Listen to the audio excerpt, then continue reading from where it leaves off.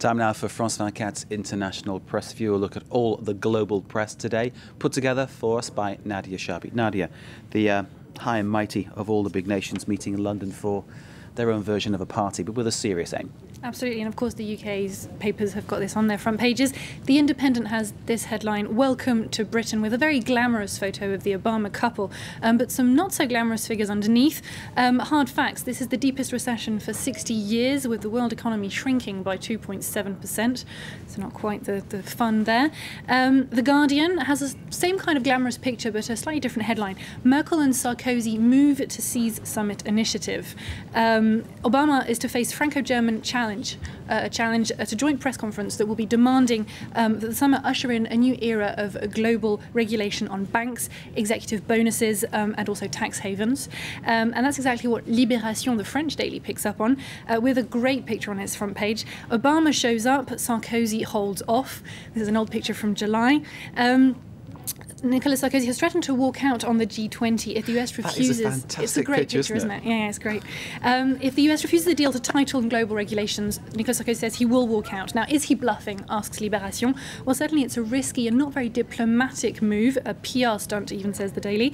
The reasons for this are as much his global view as national politics, it says. He's already taken on the good guy role and stolen a bit of the limelight from Obama. The EU leaders are used to the Sarkozy style. Obama isn't, so the arm wrestling begins. So, Libération, it's fair to say, not exactly fans of Nicolas Sarkozy. Not exactly. Okay, whereas the Figaro, of course. Well, exactly, but they've got something special in the Figaro today. A historic summit is their headline, with three men, Obama, Sarkozy and Medvedev, who publishes a column in the Figaro today and the Wall Street Journal. Has been picked up by other dailies. Now, the US and Russia owe it to the world to work together, is the headline of this column by Medvedev.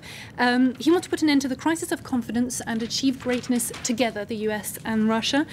He puts the blame of negative past relations on the previous administration and its toxic positions.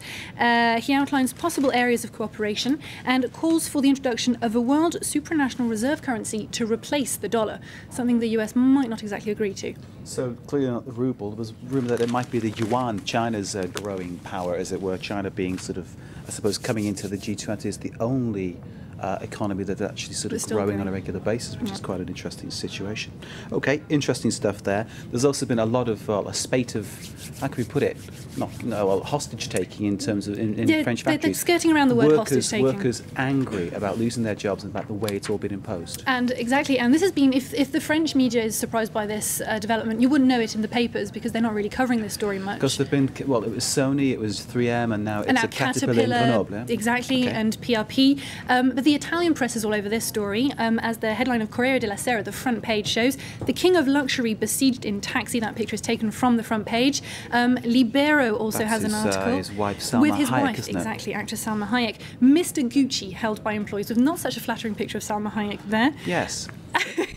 And the Wall Street Journal has a theory.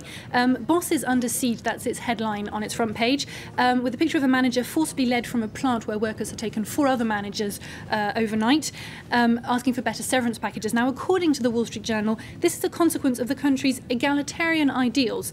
This is the French way of dealing with a situation that isn't worse than any other country, but it's about egalitarian ideals. Okay. So I guess once a revolutionary... One way of putting it, I suppose, you could say that, yeah? Aux armes citoyennes and all that. We have to leave it there, Nadia. I'm afraid she's got lots more to talk about, but, you know, when you go on the way she does, you can't get it all in, can you? Sorry about that.